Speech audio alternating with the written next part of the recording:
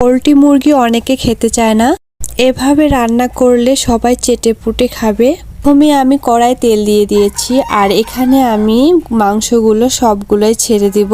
শুধু মাংসগুলো এখানে আমি খুব ভালো করে ভেজে নিব।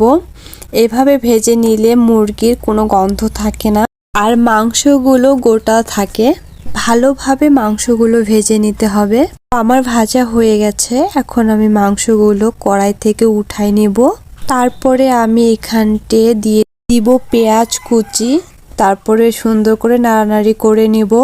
তারপরে দিয়ে দিব রসুন বাটা, একটু নাড়াচাড়া করে এখানে পানি দিয়ে দিব। তারপরে একটু নেড়ে চেড়ে এখন দিয়ে দিব লবণ, হলুদ আর দিয়ে দিব মরিচের গুঁড়ো। এগুলো দেওয়া হয়ে গেলে আর এখন আমি এই বেরেস্তার মধ্যে দিয়ে দিব ভেজে রাখা মাংসগুলো। আর এই মাংসগুলো দেওয়ার পরে খুব সুন্দর করে ভেজে নিতে হবে। তারপরে আমি দিয়ে দিব বেটে রাখা আদা, তেজপাতা আর এখানে দিয়ে দিব মাংসের মশলা।